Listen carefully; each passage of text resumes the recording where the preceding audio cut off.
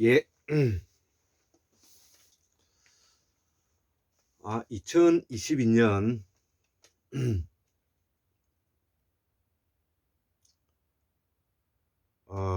12월 1일이 되겠습니다.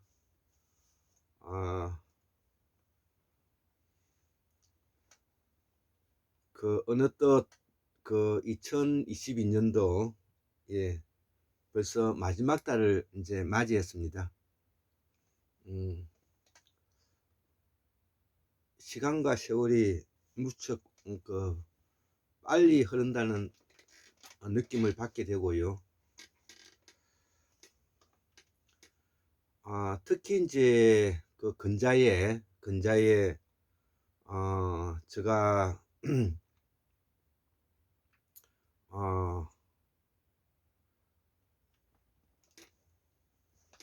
검찰 구테타 세력이 윤석열, 김건희, 한동훈이가 중심이 되고 그 밑에 검찰 똘마니가 이제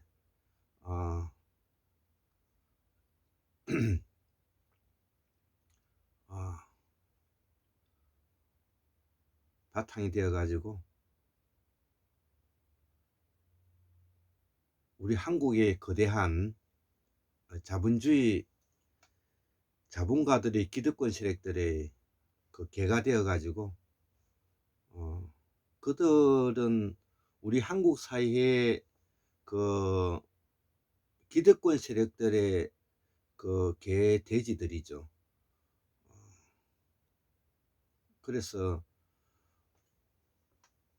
공직을 맡은 사람들이 개돼지가 되는 경우는 딱 한 가지 이유죠. 자기의 직분을 잃어버렸을 때인 것입니다. 우리 한국의 지금 대통령이 왕이 아니지 않습니까? 우리 한국의 법무부 장관이 일국의 장관이라고 표현하면 안 되죠. 김건희 씨도 자기에게 권한을 준 것이 아니지 않습니까? 그럼에도 불구하고 어느 하나 법치주의에 맞추어서 하는 것이 없죠. 모든 것이 불투명하고 모든 것이 거짓이죠. 그렇기 때문에 제가 3, 4년 전에 검찰 구테타 세력을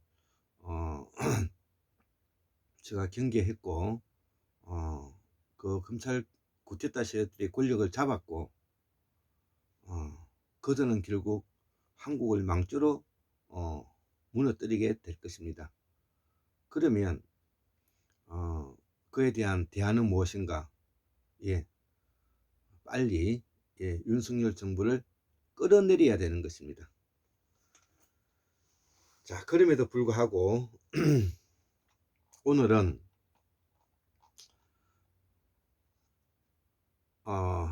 보살사상은 4차 산업혁명이다. 5번째 강의로서 태고사의 재발견 142번째 강의를 하고자 합니다.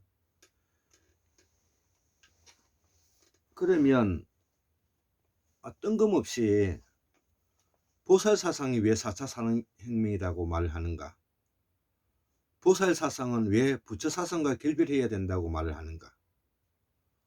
보살사상은 왜 기독교 사상과 결별해야 되는가? 보살사상은 천주교 사상과 결별해야 되는가? 그리고 보살사상은 기존에 있는 기성 종교와 결별해야 되는가? 이거와 같은 내용인 것입니다. 그래서 보살은 산스크리트 보디사트바에서 나온 말이고 보디는 우리말 본래, 원래, 근본이라는 뜻이 담겨져 있는 것이고요. 사트바는 사타구니, 삭트다, 생명을 태우다, 생명을 낳다 이런 뜻이 되어 있는 것이죠. 이거를 합쳐보면 생명의 근원적인 출발은 바로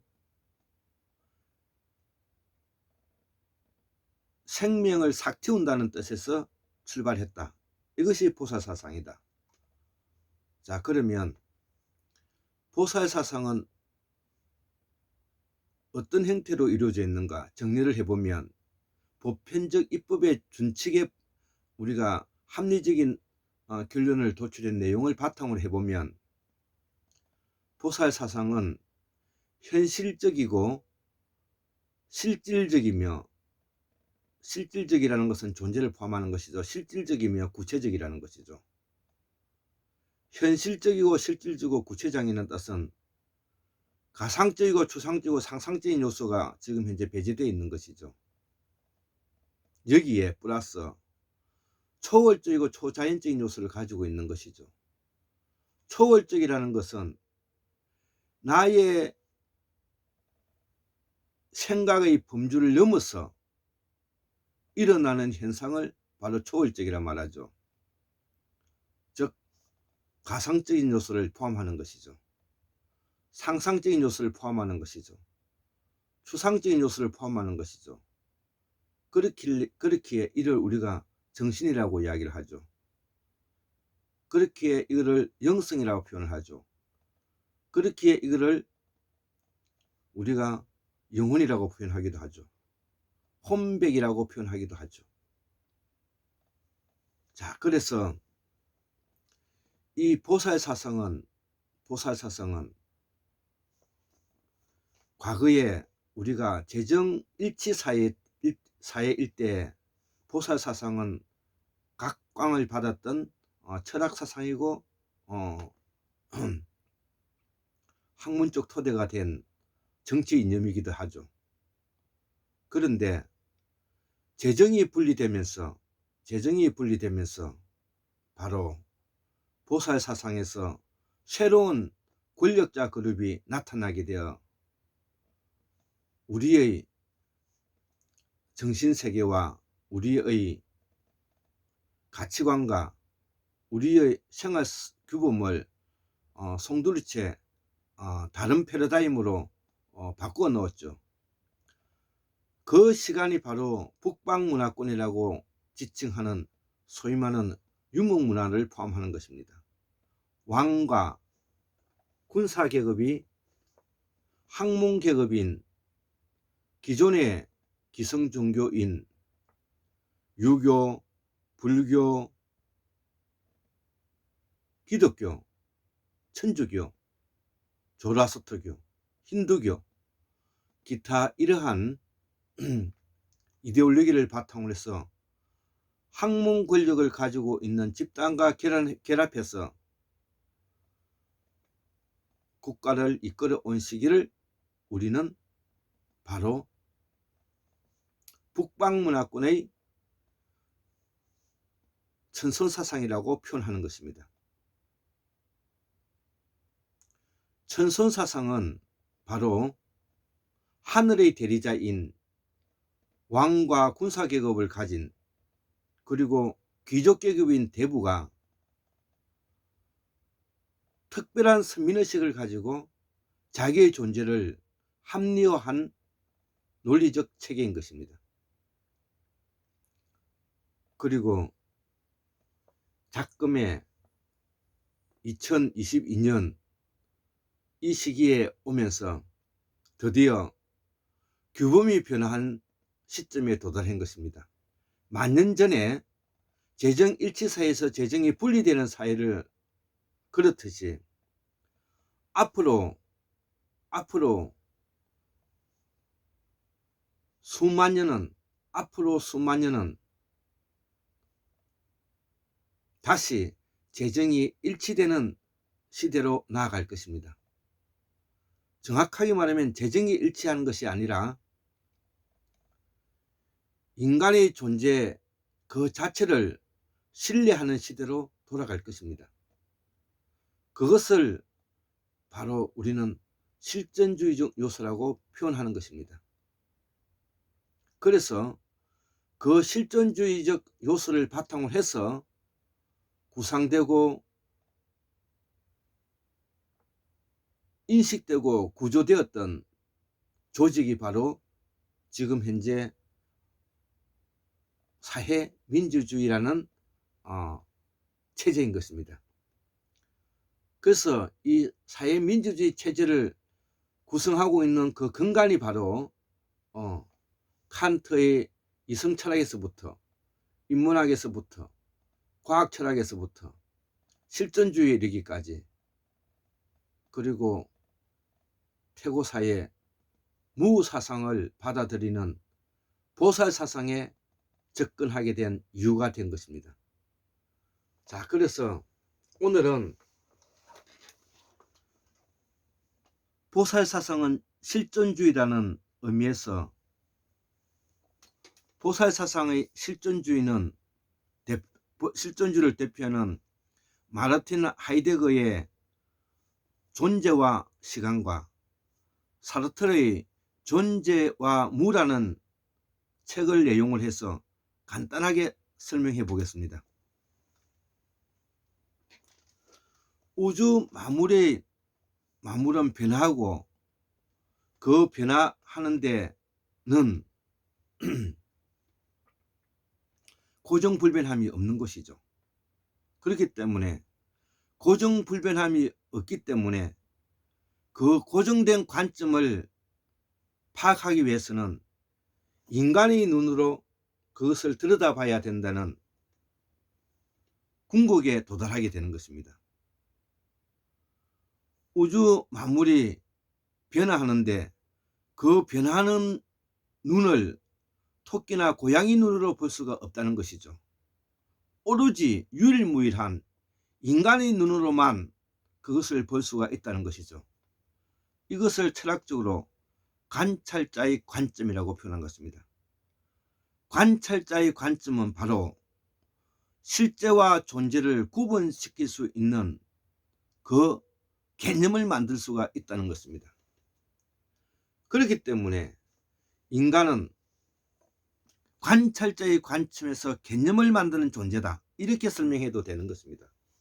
그래서 관찰자의 입장에서 개념을 규범짓지 않으면 우리는 존재와 실제는 논할 수가 없는 것이 되는 것입니다. 그래서 우주의 입장에서 볼 때는 실제와 존재는 없는 것입니다. 사실만 있는 것입니다. 사실만 있는 것입니다. 그 사실을 우리는 하늘이라고 말을 하죠.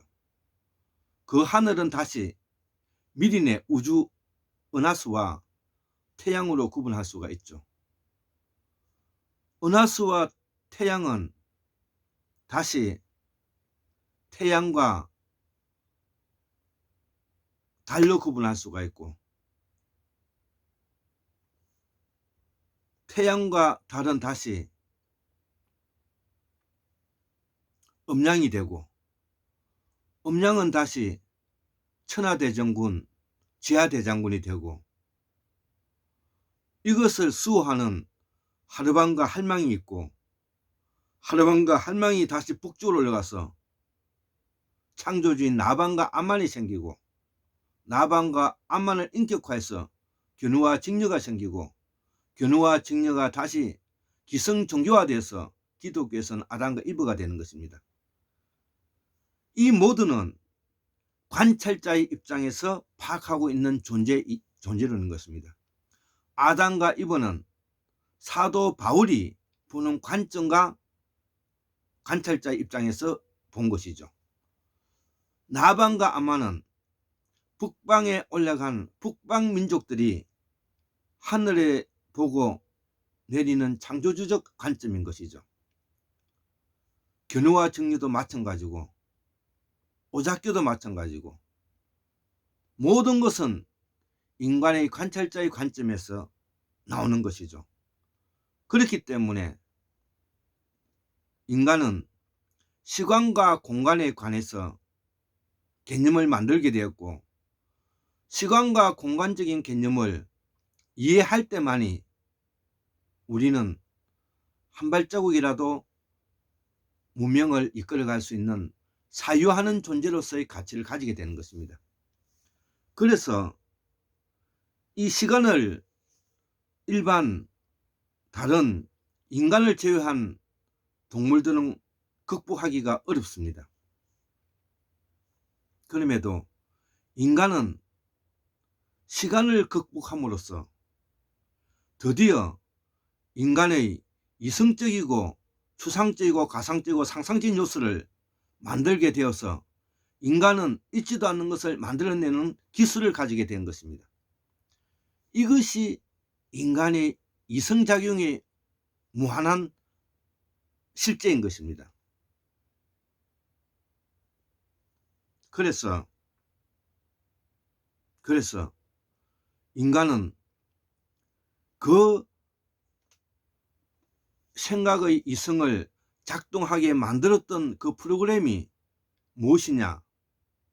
그것이 생각이라는 것입니다. 생각은 인식작용이고 마음이라고도 표현하죠. 생각은 감정에서 도출되고 그 감정은 머리에 전두엽을 통한 신경 전달 물질로서 표현되는 것이죠.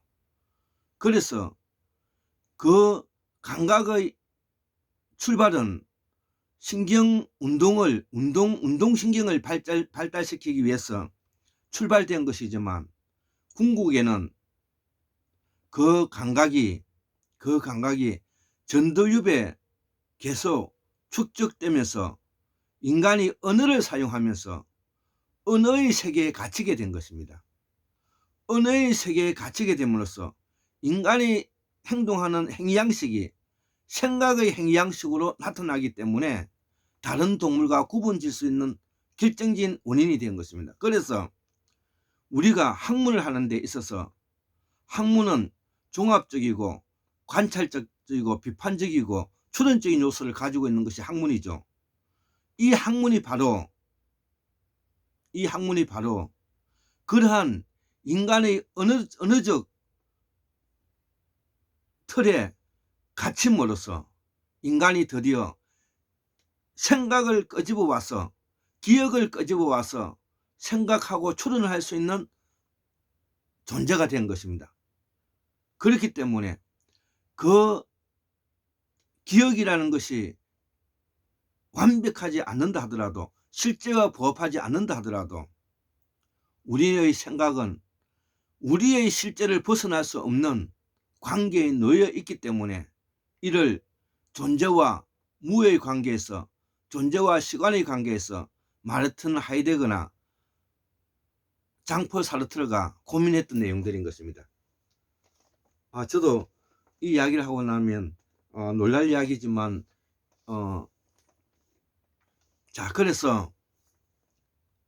그래서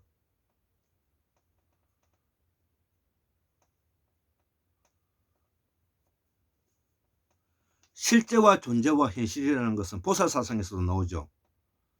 실제와 존재와 구체적인 것은 보살사상에서도 구체적으로 나오죠. 이는 바로 존재라는 것을 우리는 인간의 눈으로 인간의 관찰자 입장에서 파악해 볼 수 있다는 이야기를 하고자 하는 것입니다. 그래서 인간의 관찰자의 입장에서 존재가 시간과 어떻게 극복하고 무와 어떻게 무라는 것은 실제를 말하는 것으로 우주가 놓여져 있는 그 자체를 실제라고 하죠. 무라 그래죠. 우리가 무와 어떻게 관계되는가. 마르틴 하이데거의 시간과 존재와 시간은 결국 인간은 시간을 극복함으로써 시간을 극복할 수 있음으로 해서 사유하고 생각하고 이성을 가진 존재로서의 유일무이한 종이 된 것입니다. 위치에 올라서게 된 것입니다. 이것이 바로 실존주의적 토대를 만들어주는 근본인 것입니다. 실존주의라는 것은 바로 현재 내가 존재하고자 있는 존재 이유의 필요성을 가지고 있는 그 역할의 주체자로서의 표현을 말하는 것입니다. 그래서 이 실존은 본질에 앞선다. 실존은 무를 극복한다. 실존은 무를 어떻게 볼 것인가. 이거를 두고 인간의 실존의 방식에 대해서 설명하고 있는 것이 우리가 알고 있는 서구 유럽에서 말하고 있는 실존주의자들이 설명하고 있는 내용인 것입니다. 예. 자, 그래서 이 내용을 제가 가지고 온 자료를 바탕으로서 한번 읽어보고 설명을 곁들여 드리겠습니다. 예, 오늘은 한국사의 사성은 실존주의와 닮았고 우리의 동학과 관계가 된다. 존재와 시간과 무는 실제로서만 가능하고 인간의 이성은 객체 물질을 초월한다. 이런 내용에 대해서 제가 알고 있고 이해하는 범위에서 지금 설명을 드리고 있는 것입니다. 자, 그래서 이 내용은 그동안에 이게 보편적 지식의 바탕을 두고 정리해 놓았던 것을 제가 읽어 보겠습니다. 한번 잘 들어보시기 바랍니다. 인간 실존의 방식. 실존주의는 때로 인간의 운명을 인간 자신이 만든다는 의미에서 인문주의적 성향을 갖기도 한다. 그렇죠. 예. 그러나 인간 실존에 대해 존재의 우위를 강조하는 조류도 있다는 것이죠. 그래서 이 두 가지 관점의 차이는 자유의 문제를 푸는 방식과도 관련되어 있죠. 예. 어떤 존재의 우위를 강조하기 위해서는 그 사람들이 가지고 있는 관찰자 입장에서 나와야 되기 때문에 그 관찰자 입장은 서로가 자유로울 수밖에 없다는 이유로 푸는 방식과 관계된다는 것이죠. 그래서 인간은 항상 일정한 상황에 처해 있으며 인간을 구성하는 가능성은 이 상황에 뿌리를 두고 있다. 그래서 하이데거와 야스퍼스는 상황이 인간의 선택을 결정한다는 것이죠. 상황이 인간의 선택을 결정한다. 고로 운명론적 측면에 가깝죠. 두 번째, 사르트르에서는 나의 선택이 상황을 결정한다는 것이죠.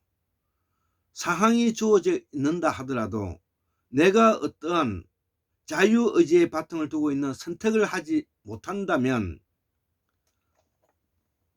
달라질 수가 없다는 그런 내용이 되겠습니다. 자, 이처럼 실존주의는 운명 개념과 급진적 자유 개념 사이에서도 동의한다는 것이죠. 그렇죠. 예, 아까 이야기했죠. 운명론적 입장과 자유 개념 사이에서 서로 동의하게 된다. 그래서 운명론적 입장인 하이데거와 야스퍼스의 결정론적 관점에서는 과거가 미래를 결정하며, 예, 그래서 인간의 과거의 행위 양식과 행위 습관과 행위 행태에 따라서 앞으로 일어날 수 있는 결정된다는 논리를 제공하고 있고요. 사르트르는 자유론적 관점에서 과거의 의미는 현재의 기투에 의존한다는 것이죠. 과거의 의미를 부여하는 것은 특정 지을 수가 없고 현재의 나의 자유의사에 가지고 있는 그것을 투영하고자 하는 마음에서 의존한다는 것이죠. 그러나 운명론적 관점에서도 인간에게 선택의 여지는 있고 이때의 선택이란 자신의 무를 이해하느냐 아느냐의 관계라는 것이죠. 즉 고로 내 자신의 존재가 실제하느냐 실제하지 않느냐, 이 여기에서 나오는 이야기를 보면 자신의 무를 이해하느냐 않느냐에 따라서 선택에 있다고 표현하는 걸로 봐서 여기에서도 인간의 불교의 인식론 어, 여기에 투영되었다고 우리가 알 수가 있는 것이죠. 고로 서양 철학자들이 가지고 있는 그 철학적 기반은 바로 불교의 인식론을 가지고 가서 그들이 그 인식론에 대한 바탕을 두고 연구되고 공부되었다, 이런 흔적을 여기서 발견할 수가 있는 것입니다. 자, 그래서 저희 결론을 말을 하면 인간의 실제는 바로 자기의 관찰자의 입장에서는 존재할 것이고, 자기의 관찰자의 입장이 무너졌을 때는 자기의 존재도 없을 것입니다. 이는 인간의 인식작용인 인간의 이성작용을 가지고 있을 때만이 선택하고 판단하고 구분할 수 있고 결정지어질 수 있다, 이런 결론이 될 것입니다. 자, 그래서 이 하이데거에 따르면 인간이 실존에 뛰어넘을 수 없는 가능성, 즉 죽음을 이르게 되면 진정한 실존주의를 달성한다 라고 이제 이 하이데거는 운명론적 입장에서 볼 수가 있는 것이죠. 또 야스퍼스에 따르면 인간에게 제공된 유일한 선택은 상황을 받아들이느냐 거부하느냐의 사이에 선택에 있다는 것이죠. 두 번째, 실존주의 존재로는 존재와 무 사이를 독려하면서 무를 존재에 관한 유일한 계시로 여긴다는 것이죠.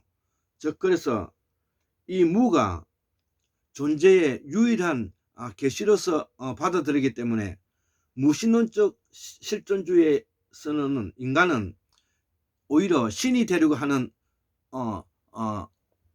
것이 인간이라는 것이죠. 자, 그래서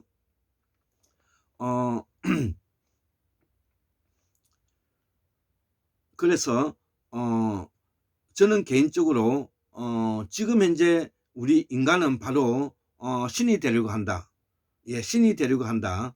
자, 그래서 인간이 신이 되려고 하기 때문에 인간은 바로 스스로 자기가 신적인 존재로서의 자유의지와 자율성과 책임성을 가지고 있는 존재로서의, 저희 편으로는 경제적으로 독립체선자를 유지하고 정치적으로는 개인공화국을 완성해 간다, 이렇게 이제 볼 수가 있는 것입니다. 그래서 우주론적 신학적 실존주의에서는 존재가 인간을 무로부터 되찾기 위해 다소 신비한 방식으로 개입한다는 것이죠. 그래서 인간은 무가 될 수가 없다는 것이 여기에 깔려 있는 것이죠. 그래서 인간은 무일 수가 없다는 존재를, 행위양식을 강조하고 있는 내용이다, 이렇게 표현할 수가 있는 것입니다. 자, 그러면 사회적 역사적 기억력에 보면 어떻게 이해할 것이냐. 인문주의적 실존주의는 인간이 역사에서 가질 수 있는 어느 정도의 적극적이고도 결정적인 역할을 인정해 왔다는 것이죠. 예를 들어 메를로 퐁티는 인간이 사회 변형을 위해 효과적으로 행동할 의무가 있음을 강조해 왔고, 따라서 실존주의는 마르크스주의를 향해 나아갔다. 그러면 실존주의는 인간은 자연 사회의 원초적이고 제거할 수 없는 관계를 맺고 있기 때문에 마르크스와 생각을 일치하고 있다는 것이죠. 그래서 장폴 사르트가 후반에 마르크스주의에 빠진 이유가 그런 이유인 것입니다. 자, 그래서 이 마르크스주의에 있어서 이 변증법적 이성 비판에서 사르트는 존재와 무에서 옹호했던 기투 개념을 수정하고 마르크스가 이해한 변증법적 개념을 이용하여 실존주의와 마르크스주의를 종합하려 했다는 것이죠. 실존주의와 마르크스주의를 종합하려고 했는데, 실존을 구성하고 있는 기투는, 실존을 구성하는 이 기투는 이 기투라는 것은 어떤 도구적 요소를 말하는데, 기회, 조건, 선택, 자유 이런 것들을 우리가 포함하는 말인데요. 그래서 실존을 구성하는 이 기투는 기투는 전에 사르트르가 주장했듯이 자의적 선택의 결과가 아니라 선택의 결과가 아니라 객관적 가능성의 제약을 받는다는 것이죠. 즉 사회적 보편적 입법의 기준에 바탕을 두고 있는 사회적 관계 속에 영향을 받는다 이런 말이 되는 것입니다. 그래서 이 사르트르는 마르크스처럼 이 객관적 가능성을 실존의 물질적 조건과 동일시했다는 것이죠. 그래서 이 객관적 가능성에 토대를 두고 있는 나 아닌 주변 상황의 관계성은 바로 물질과 관계된다는 것이죠. 예, 본질과 관계된다는 것이죠. 그래서 실존의 물질적 조건과 동일시했다는 것이죠. 물론 기투는 어디까지나 유일무이한 의식을 가진 특수한 개인의 기투이고 개인공화국이 바로 그래서 노는 것입니다. 제가 골장에서는 소우주, 중우주, 대우주 중에서 소우주를 말하는 것입니다. 그러나 이 의식은 총체화하려고 노력하는 점, 즉 점차 포괄적인 인간 집단을 구성하기 위해 타인과의 관계를 들어가려고 하는 노력의 의식이라는 것이죠. 포괄적인 인간 집단을 구성하기 위한 타인과의 관계를 들어가려고 하는 노력하는 의식이라는 것이죠. 그래서 변증법적 이성은 바로 이런 총체적 정대의 과정인데, 나아가 변증법적 이성은 역사의 진정한 주역이 되어 역사에 참여하는 개인의 내적 자유와 동일시 된다는 것이죠.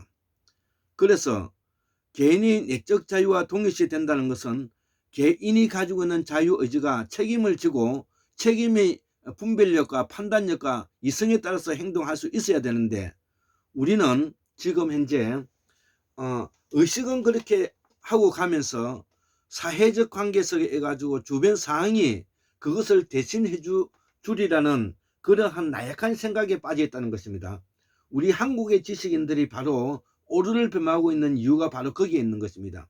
나 개인이 가지고 있는 내적 자유는 분명한데 이 내적 자유를 실현시키기 위해서 참여하는 참여의식이 부족한 이유가 바로 그런 것이 있는 것입니다. 이것이 우리 한국 사회를 바로 좀먹게 만들고 한국 사회를 문명화 사회로 이끌지 못하고 한국 사회를 민주화를 후퇴시키고 한국 사회가 뭐냐면은 기존에 있는 그런 전제 군주 왕권 국가의 계급에 휘둘려 있어서 계급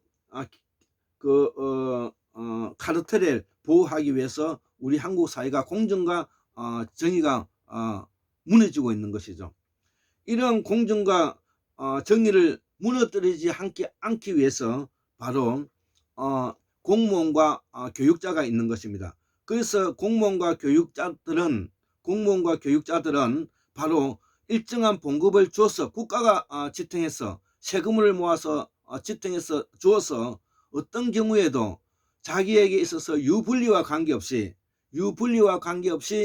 공정하고 정의로운 국가를 운영해 달라는 취지로서 공무원 제도와 교육자가 있는 것입니다. 그럼에도 불구하고 공무원과 교육자가 바로 자기의 이익과 자기의 추세와 자기의 입신양명을 위해서 살아가기 때문에 오늘날의 개 같은 경우가 생겨버린 것입니다. 그래서 그러한 책무를 다하지 못한, 또 인간이 일어날 수 있는 추상적인 가능성을 생각하지 못했던 우리가 지난 정부 19대 대통령 정부를 말하는 것이죠. 그 대표적인 사람을 우리가 문재인, 그 다음에 이낙연, 그 다음에 노영민이, 그 다음에 심상정이, 그 다음에 우리가 박병석을 민주화를 말하면 5대 적이다, 이렇게 제가 표현하고 있는 것이고, 국민의힘에 있는 사람들은 논평할 가치가 없는 존재들이기 때문에 그들은 뭐냐면 개 쓰레기 같은 존재이기 때문에 개돼지보다도 더 떨어지는 그 계급인 것입니다. 그래서 개돼지보다도 더 떨어지는 계급이기 때문에 그 사람들은 개 쓰레기들이라고 표현하는 것입니다. 그 사람들은 논평할 가치가 없는 존재들인 것입니다. 부끄럼도 모르고 체면도 없고 자기의 양심에 털이 박힌 사람들이기 때문에 그 사람들은 뭐 더 말할 것도 없는 것입니다. 자, 그래서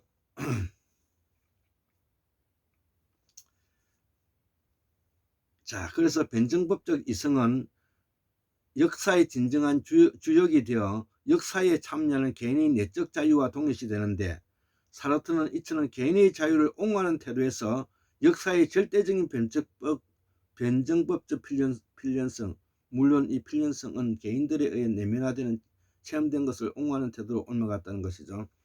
예, 그러나 이 역사에 대한 역사의식이라는 것은 바로 인간이 그려왔던 문명사에 대한 반성과 공로가 다 같이 있기 때문에 합리적인 이성을 가지고 있는 존재로서는 이 역사관을 가지고 현실성을 가지고 있을 때만이 그 보편적 입법에 맞추어서 그 기준이 된다는 것을 말하는 것입니다. 다만 장폴 사르트는 개인의 자유의지를 좀 더 강하게 피력하고 있을 뿐이죠. 그러나 궁극적으로 인문학자든 철학자든 아니면 과학자든 인간이 그려왔던 지난 역사의 보편적 입법에 준해서 나의 입법이 거기에 준하도록 행동해야 되는 것은 부인할 수 없는 부분이 있는 것입니다. 자, 그래서 이 실존주의는 다양한 방향으로 발전하면서 철학과 현대 문화 전반의 개념적 도구를 제공해 왔고, 이 도구의 성격과 사용 기술은 아직도 해명되지 않고 있다는 것이죠. 자, 이를테면 도구란 문제성, 기회, 조건, 선택, 자유, 기토 같은 용어들을 말하는데, 이런 도구는 인식론, 윤리학, 미학, 교육, 정치학 등의 분야에서 실존의 해석을 위해 유효하게 쓸 수 있게 되었다는 것이죠. 자, 그래서 이러한 바탕 위에서 이 보살사성은 현실적이고 실질적이고 구체적이고 초월적이고, 초월적인 것은 추상성을 말하는 것이고요, 초자연적인 요소는 사태를 말하는 것입니다. 인간의 인식의 작용과 관계없이 일어나는 눈사태라든지 그 다음에 산사태, 이런 걸 우리가 생각하면 될 것입니다. 그래서 인간의 존엄성과 자율, 분권, 관계성이 바로 지금 현재 설명했던 보살사상이 제4차 산업을 이달하는 내용으로 가기 위한 전 단계인 것입니다. 그래서 이 보살사상이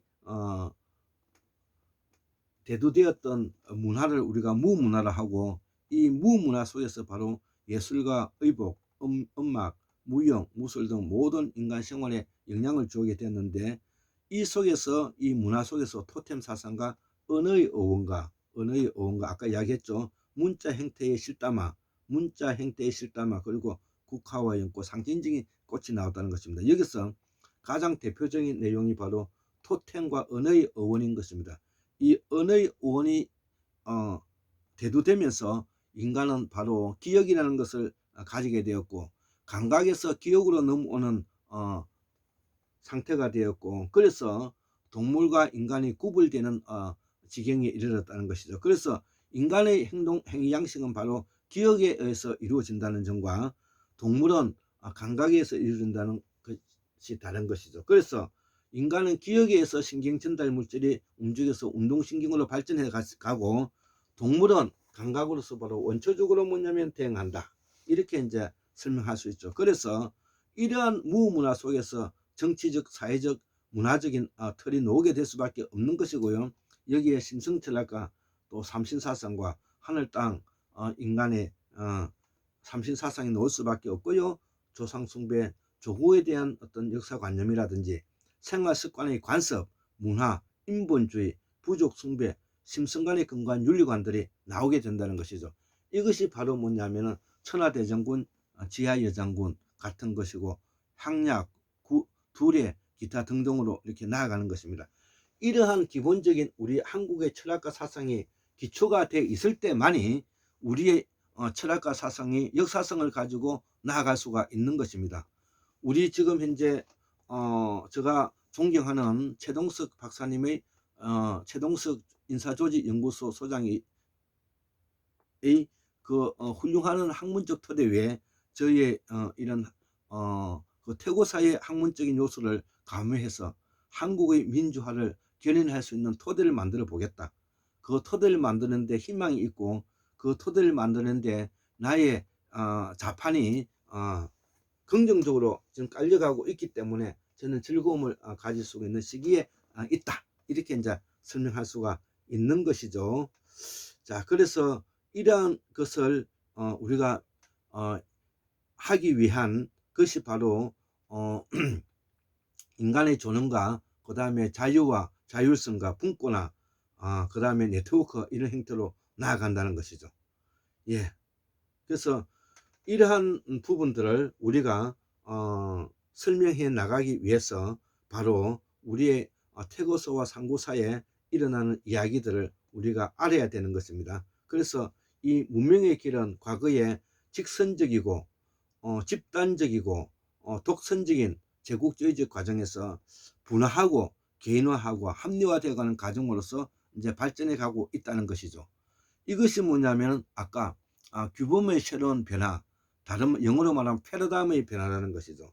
지난 1만 년 동안의 패러다임의 변화가 다시 1만 년의 패러다임의 변화에 우리가 접해 있기 때문에 이 길에 올라타지 않고서는 우리는 선진국으로 가는데 걸림돌이 될 것이다. 그렇게 이제 볼 수가 있는 것이죠. 그래서 과거에 명령과 통제와 억압과 착취의 시대에서 벗어나고 신의 섭리와 은총에서 벗어나고 명령과 통제, 억압과 착취에서 벗어나고 신의 섭리와 은총에서 벗어나서 인간이 가지고 있는 인간의 존엄성을 바탕으로 있는 인간의 그 분권화와 개인화, 합리화, 그리고 경제적인 독립재산제, 그 다음에 정치적으로 개인공학을 완성해가는 과정이라는 것이죠.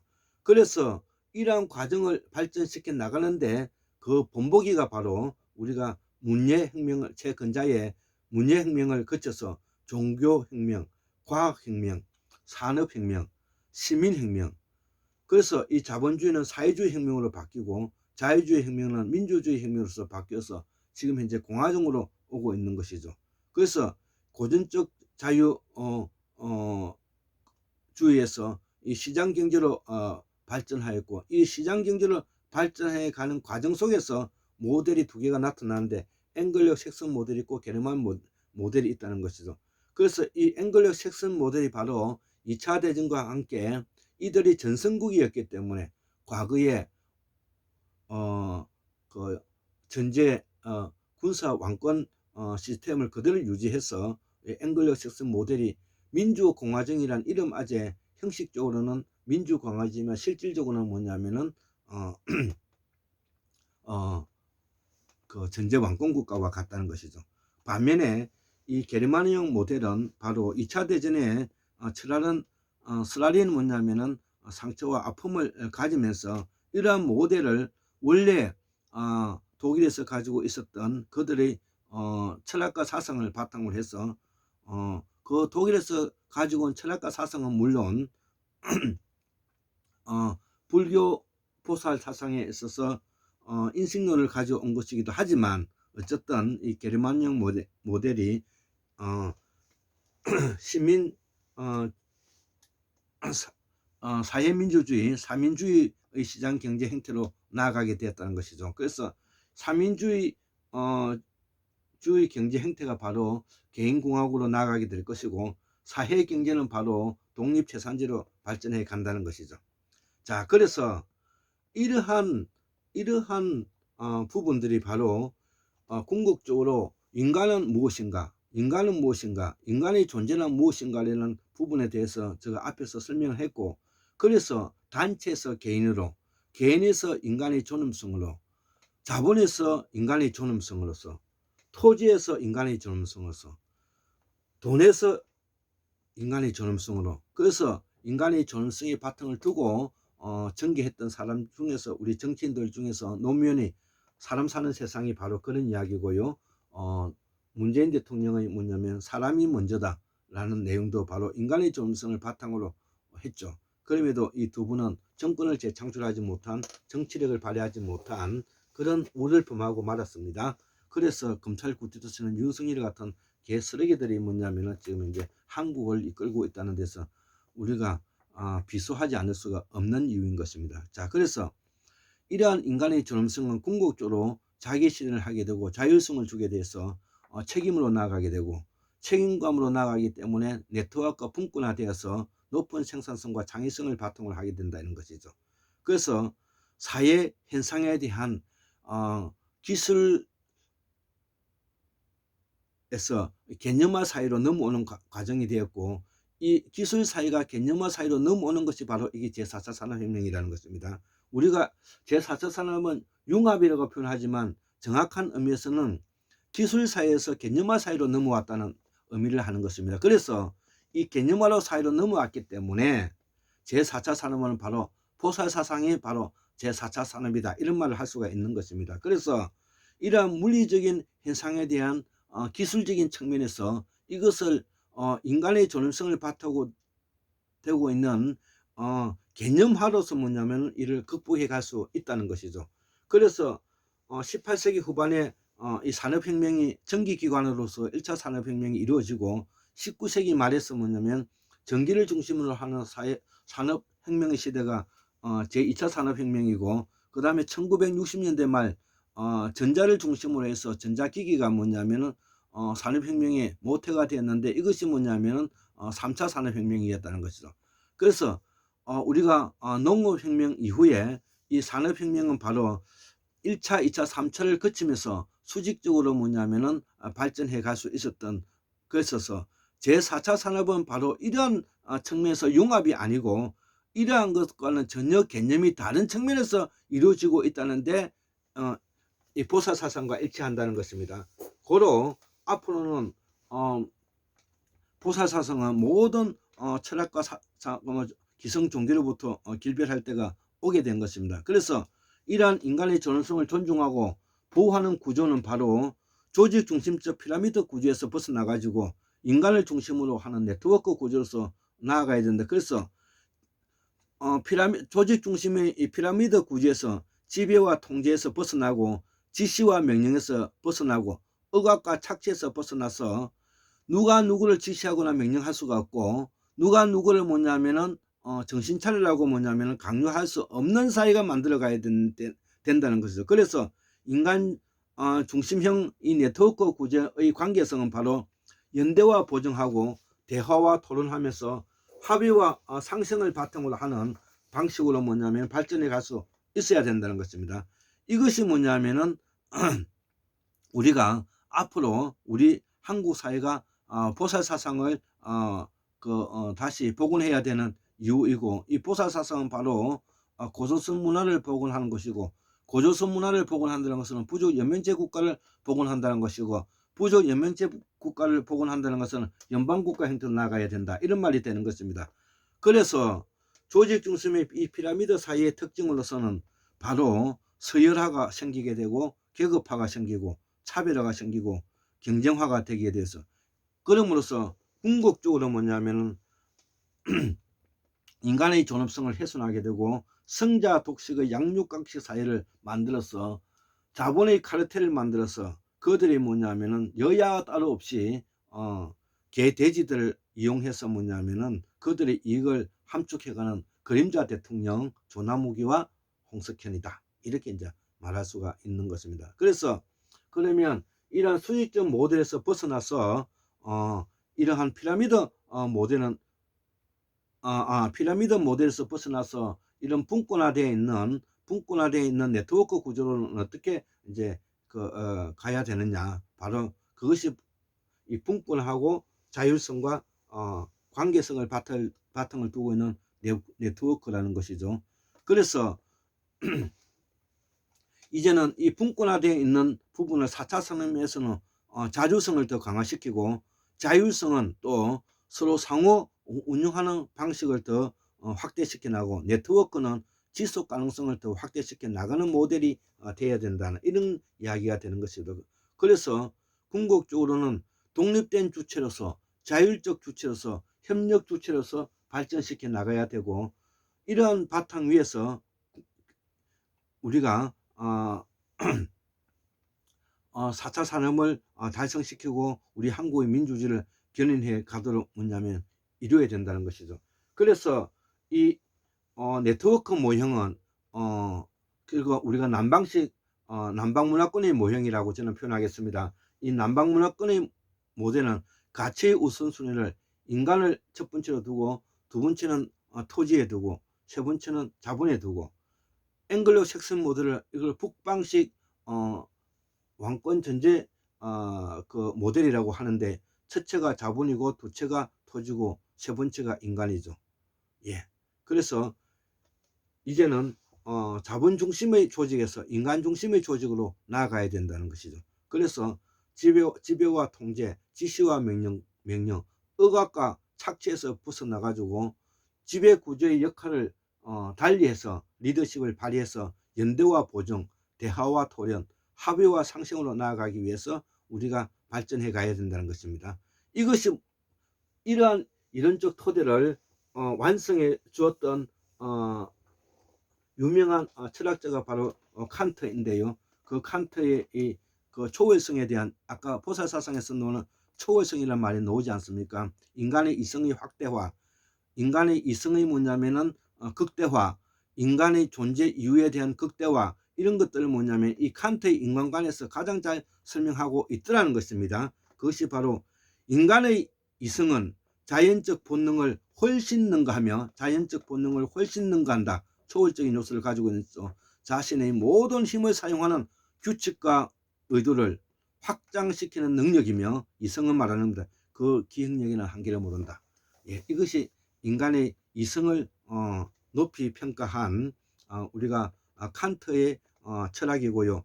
그래서 인간은 타고난 이성을 통해서 자기 초월 능력과 자기 입법 능력을 갖게 되는데, 이성은 이러한 능력은 어떤 사태와 진선미를 분별하여 종합 판단할 수 있는 힘이 되는데, 따라서 인간에게서 자율성이 주어져야 하고 인류는 모든 개개인에게 자율성을 부여하는 방향으로 발전시켜 가야 되는데, 그것을 철학을 비롯한 모든 학문이 비약적으로 발전함으로써 가능한 일이었다는 것이죠. 인간에 대한 억압, 폭력, 착취가 점차 줄어들었다. 이런 현상은 인간의 존엄성을 자율성에서 나온다는 근거를 제공하고 있다는 것입니다. 예, 그래서 인간이 가지고 있는 그동안의 보살사상에서 이 게르만 모델, 북방문화권에서 남방문화권으로 나아가고 있는 이 인간관, 이런 것들이 바로 우리가 임마누엘 칸트에서 바로 순수 이성에서 바로 초월적 세계와 미지의 세계와 이상적인 세계를 우리가 이걸 호모사피엔스가 가지고 있는 가상의 세계라고 말하는데, 초월적 세계라고 말하죠. 이것이 바로 인간은 있지도 않는 것을 있게 만들 수 있는 가능성을 만들어서 그것을 실행할 수 있는 이성의 존재의 순수 이성을 가지고 있다는 것이죠. 이것이 동물적 본능과 다르다는 것을 우리가 설명할 수가 있는 것입니다. 자, 그래서 이는 인간의 문제는 궁극적으로 인식의 문제고, 인식의 문제는 마음의 문제고, 마음의 문제는 신경전달 물질의 문제고, 신경전달 물질의 운동신경의 문제이다. 그래서 인간이 다른 동물과 달라질 수밖에 없었던 이유는 바로 어원인 언어를 사용함으로써 이 언어를 사용하는 운동신경의 누적된 반복된 기억력이 전두에서 차곡차곡 쌓이면서 그 지식의 다발이 끄집어내서 그 사람이 판단할 수 있고 실천할 수 있고 행동할 수 있는 규범으로 나아갔다는 것입니다. 그래서 인간의 행위양성은 바로 능력이 되고, 능력은 다시 가치와 신념이 되고, 신념은 다시 정체성이 되어서 그것이 영성으로 발전해 나가고 영혼으로 발전해 나가는 과정이 인간이 가지고 문명화의 길로 나아가는 방향이라는 것이죠. 그래서 무의식의 세계를 좀 더 확대시켜 나가는 과정이다. 이렇게 이제 볼 수가 있는 것이죠. 인간은 무의식의 세계를 좀 더 확대시켜 나가는 과정이다. 잠재의식을 좀 더 확대시켜 나갈 수 있는 과정이다. 이렇게 볼 수가 있는 것입니다. 그래서 인간은 과거를 알게 되면 미래를 예측할 수 있는 뿌리가 되고, 이 과거를 알게 되면 미래를 알 수 있는 영역이 바로 앞에서 실존주의자의 철학자 마르틴 하이데거가 설명했던 과거의 일은 미래를 예측할 수 있는 과정으로 문명해 나갈 수 있다. 이런 이야기가 되겠습니다. 자, 그래서 우리가 이러한 문제들을 우리가 전체적으로 우리가 파악하기 위해서는 그 사람이 가지고 있는 역할, 즉 역량과 능력은 다르지만 이 역량이 바로 도구적 역량으로서 그것을 사실을 발견할 수 있는 부분에 얼마나 책임성을 가지고 있고, 이 사실을 발견하기 위해서는 바로 분석적 사고, 개념적 사고, 그 다음에 영재성을 가지고 있어야 된다는 것이죠. 그래서 이 도구적 역량이 나아가서 자기 인식을 하게 되는데, 이 인식을 우리는 추상적인 역량이라 하고 창의성과 학습 논지가 미래 지향성을 가지고 있다는 것이죠. 그래서 이러한 자기 인식은 바로 열린 지평을 만들어주고 보편적 입법에 준하는 준칙에 부합하게 되는 역할을 가지게 되는데, 이것이 바로 목적 지향적 역할로서 성취 지향과 대인 영향력과 정직 성실성을 바탕을 두고 있다는 거죠. 이것이 바로 우리가 최동석 박사님의 인사조직 연구소장님이 설명하고 있는 이 책 성취 예측 모형의 이 책에서 나오고 있는 내용들이라는 것은, 여기에 이 내용을 바탕으로 하고 앞으로 태고사의 보살사성을 업해서 우리의 고유한 문화와 철학을 입혀서 세계 최고의 한국의 민주화를 겨냥해서 세계 민주화를 내다팔 수 있는 그런 수준 높은 문화 국가를 만들고자 하는 포부가 저에게 있다는 것입니다. 그것이 있기 때문에 제가 지금 현재 이렇게 속사포 같이 이야기를 하고 있는 것입니다. 자, 그래서 이러한 토대가 바로 6가지 정도가 되죠. 분석적 사고를 가지고 있느냐, 개념적 사고를 가지고 있느냐, 그 사람이 가지고 있는 영재성이 있느냐, 창의적이냐, 학습능력이냐, 미래지향적이냐, 성취지향적이냐, 대인 영향력이 있느냐, 정지성실하냐, 이 적어도 6가지를 바탕으로 뒀을 때 그 사람들이 그 사람이 가지고 있는 성취 예측 모형의 프로그램이 뭐냐면 나온다는 것이죠.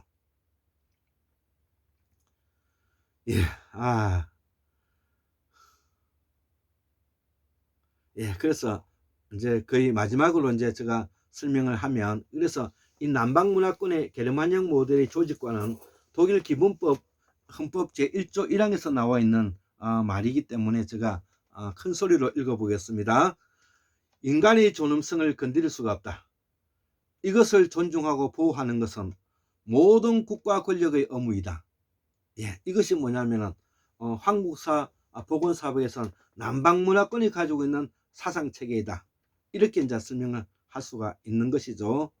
그래서 이 4차 산업혁명으로 나아가기 위해서는 바로 CPS 중심으로서 중앙 통제 중심에서 개인 맞춤형 생산으로 나아간다는 것이 이 4차 산업혁명의 핵심적인 기술인 것입니다. 그래서 4차 산업은 1차, 2차, 3차를 융합하는 것이 아니라 개념이 완전히 다른 것입니다. 그래서 우리가 일부 4차 산업이라고 하면 1, 2, 3차를 융합해서 새로운 것이 만들어진다, 이렇게 이해하는 것이 아니라 기술보다는 개념을 우선시하고 지난 1만 년 동안의 패러다임, 즉 규범이 변화하는 시점에 도달했기 때문에 그동안 여기에 대해서 고민하고 연구했던 내용이 이제 때를 만나서 물을 만나서 이 이야기를 할 수 있는 내용으로 오게 되었다는 것이죠. 그래서 개인 맞춤형 섭외에 있어서 개인 맞춤형 거래로 나아간다는 것이죠.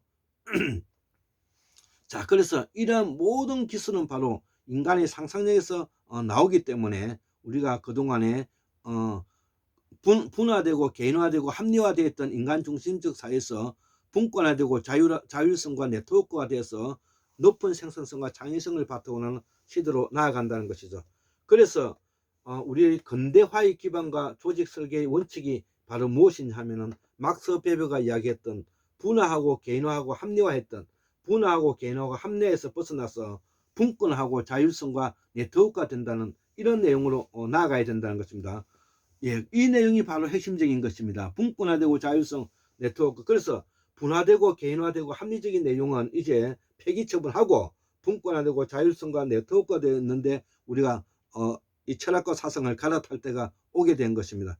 그래서 우리가 상식에서 부합하지 않는 위법하고 범법하고 범죄 행위를 저지르고 있는 이 윤석열 정부를 타도하고 끌어내려서 상식에 부합하고 상식에 초월하고 상식에 부합할 수 있는 합리성과 거짓말이 없는 부분을 우리가 문명사회를 발전시켜 나가는 토대가 되어야 되겠습니다. 이러한 것들을 앞으로 미래의 지도자들은 만들어져야 된다는 것입니다.